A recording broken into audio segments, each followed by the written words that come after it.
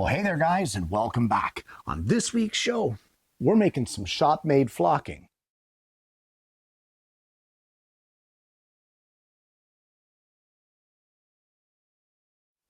Well, you guys have seen me use flocking here on the show before, and I've done 2 tutorials to the best of my knowledge here on the channel. But I had a viewer of mine, Oscar, who sent me a picture of the Intarsia Santa bear that he made, his version of it. And I thought it looked great. But living in Argentina, he said the cost to get flocking shipped to him is astronomical. So he just wasn't willing to put out that much money. It didn't make it economical. So the flocking that he used here is actually made from sawdust. It looks incredible. So I thought that on today's show, I would actually expand on Oscar's method here. And what we're going to do is I'm going to show you guys how to make your own flocking with stuff that your shop already produces. And that would be sawdust. So let's start off with that, with just a little bit of sawdust out of the dust collector. I have 2 piles of sawdust here, and I just want to show you the difference, because there is a difference between the two. This is what we want. This is the dust from my dust collector, which is a finer dust. It does have some coarse materials mixed in with it, but for the most part, it is fine sawdust. This pile, this is from my separator, and it's much heavier, more coarse particles of sawdust that drop down before getting sucked into the actual collector itself. You don't want this kind of sawdust. So if this is what you have, you can still use it, but you're going to have to do a lot more of the next step. And what that step is sifting. So let me just show you that. So I have a disposable plastic container, and basically I have this metal sieve. And I'm just going to gently, just put a little bit of sawdust here, and we're just going to tap this.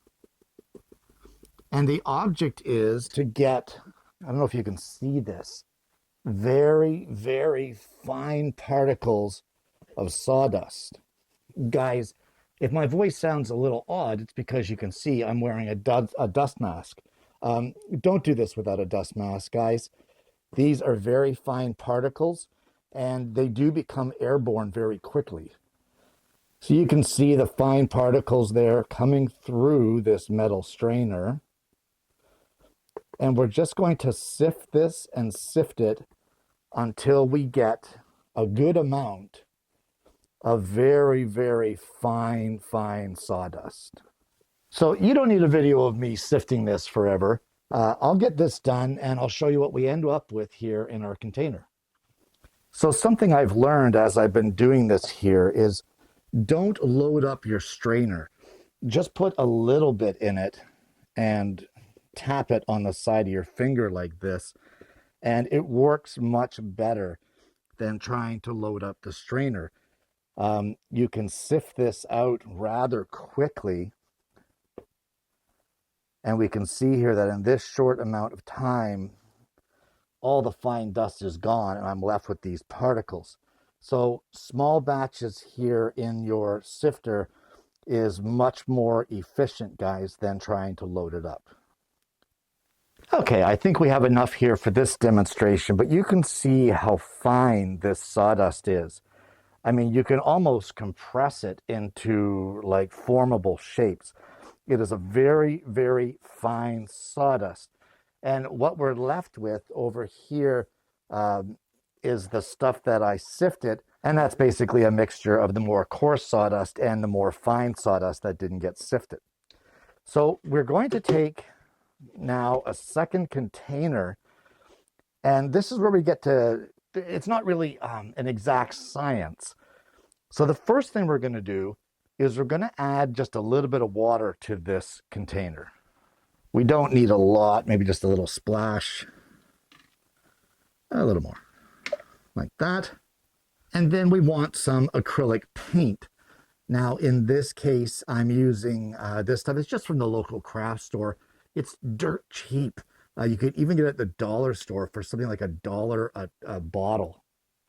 But this is Christmas red, they call it. So we're just going to blast a little bit in here. I think that should be all right. Again, it's not an exact science. Let's give that a little mix.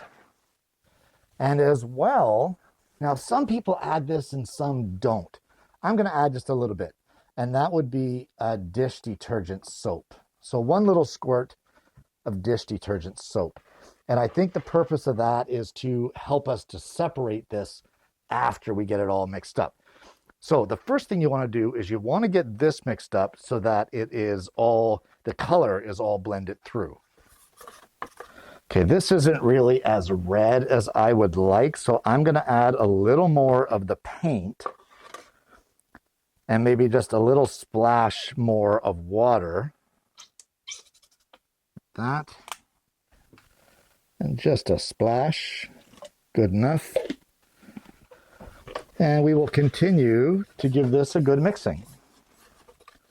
All right, and at this point, what I want to do is I want to take some of our sawdust and we're going to add it to our paint mixture. I'm not sure how much, maybe 3 light little handfuls, and we're going to mix this through.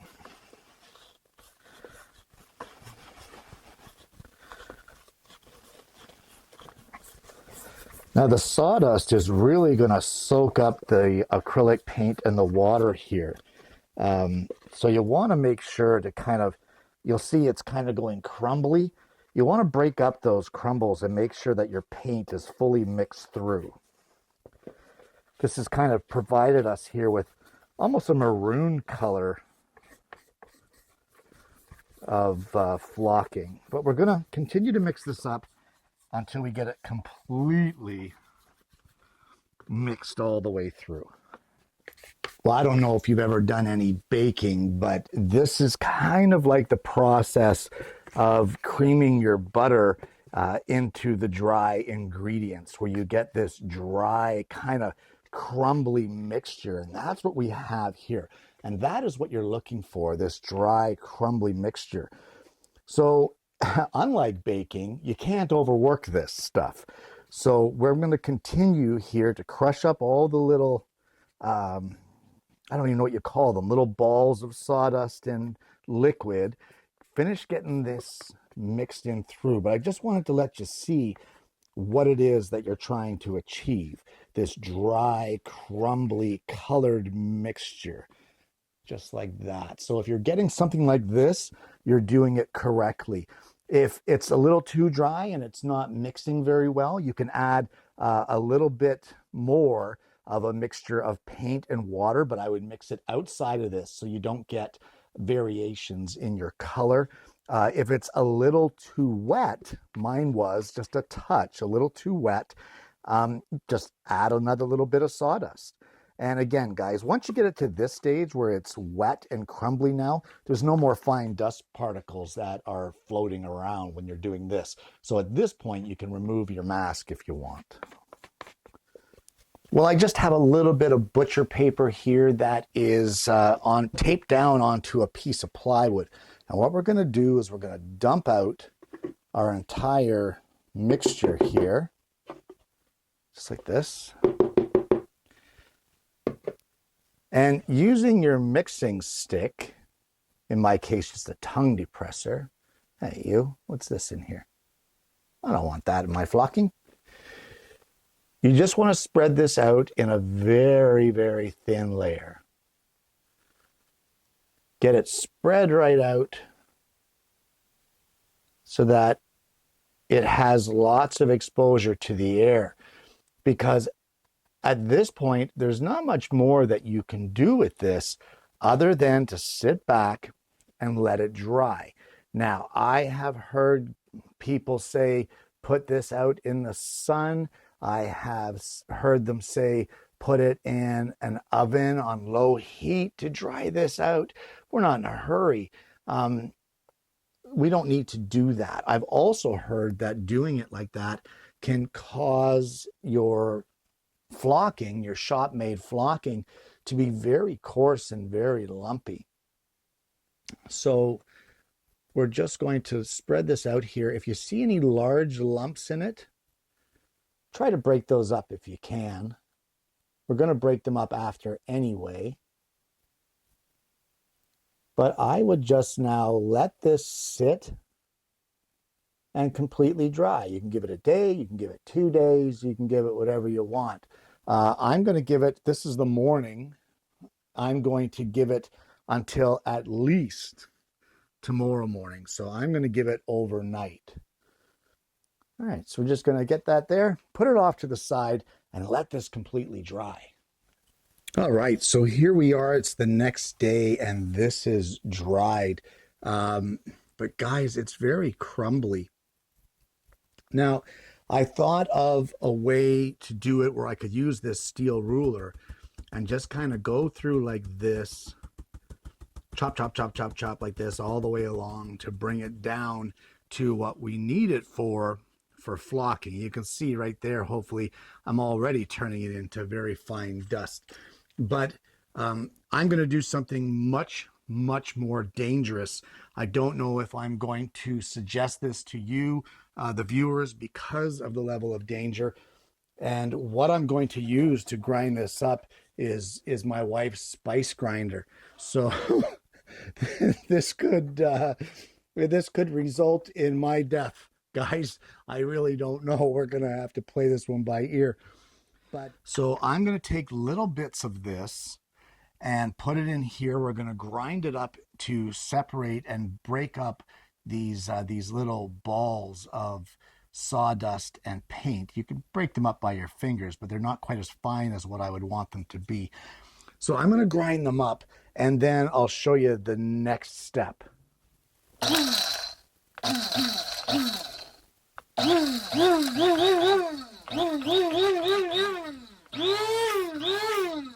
All right, I can see the dust floating around in there.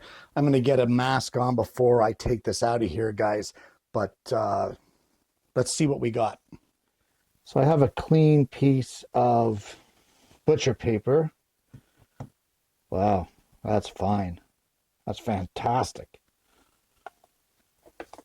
Okay, I'm going to do the rest of this. Then once you get it done and ground up, you're going to need your sifter again.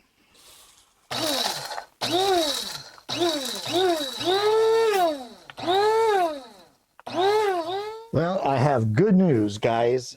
I may die one day, but that day is not today. Came perfectly clean. No residue at all, no staining, so that's a good thing. I still may end up getting myself one of those for the shop. But what we need to do now is look at this flocking. Look at how nice and fine this is. But what we're going to do is we're going to put it here in our sifter again. And I'm going to sift it into this bag so that we can take out any of the particles that may not have gotten properly ground up. And we can be left with just the finest of fine flocking sawdust that we can get out of this. So I'm going to sift this whole pile here, and we'll go from there. And if we end up with stuff like this, let me show you, that is not quite ground up enough, I might grind this again and then try to sift it again. In fact, I think I'm going to do that and see how we make out. All right, so let me get this sifted and then we'll go from there. Okay, and by grinding it and sifting it a second time, this was our waste, this little tiny pile here. I probably could grind that again, but this is what we got. This nice bag of like a rose-colored flocking. Guys, that's amazing. Okay, so you know what? Let's try this. Let's see how this goes. And I want to try to apply it with wood glue, just something simple that we all have in our shops. So let's get a block of wood and see if we can't apply some flocking. Okay, so we're going to give this a try. Guys, I'm just going to be flocking this simple little block of cherry. I'm not even going to seal it. I'm just testing the flocking. So I have my rose-colored flocking powder here. I'm going to put it into my flocking applicator. If you don't have one of these flocking applicators, there's 1,000,001 tutorials online how to make one. So, I mean, I can do a tutorial if you guys are interested. But for now, I'm going to use my commercially available one. Also, guys, if you're doing this, please get a dust mask on. It's so important. All right, so I'm just going to use regular yellow wood glue to try this out. We're going to apply a thin layer to the top surface of our piece of cherry here, just like this. Try to get it even if you can. All right, let's put that in there. And let's try this flocking and see how it works. And now we can just let that dry and see what happens. So I guess I'll see you when the glue is dried. Well, I have to admit I got a little impatient and knocked it all off before it was fully dried, but guys, those results are pretty darn good. Considering it's just with wood glue, if we were to use some different adhesives and test it out, I think we could get some pretty amazing results. And I mean, anything that's overspray is reusable. This powder is so fine, it's, I don't know. I think the closest thing you're going to get to commercially available flocking. That's pretty cool. And there you have it. Shop-made flocking. Guys, what an amazing project. This opens up a whole new world of different possibilities. And while the results, and I'm not really sure about the results here because number one, I use wood glue. Number two, one of the rules of flocking is to seal what it is that you're flocking, and I didn't seal anything. So the results were still acceptable. I still see this as a win. And I still see this as a success as far as the experiment goes of making flocking. Is this particular application as smooth and as silky as what, say, the pulverized suede is when you apply it? Absolutely not. But it's not without its merits. It still looks great. This has other applications where flocking is so expensive, especially as Oscar said, living in Argentina, the shipping was brutal. But what if you're, say, homemade train set, dioramas, miniatures, that sort of thing? What if you have your homemade train set and you want to flock, say, a beach or, say, some grass or moss on a hill or that sort of thing? Guys, this is a perfect application for that. Apply your glue. You may not even have to go as far as to run it through a flocking applicator. Throw it at it. Get some of those larger chunks to stick in because it's more realistic that way if you're doing something like a landscape, grass, rocks, that sort of thing. But this is a very, very viable experiment. And this is also something that could save you a ton of money. It's all dependent on what you want to use it for. Would I make my own flocking, say, and line a drawer of a bandsaw box?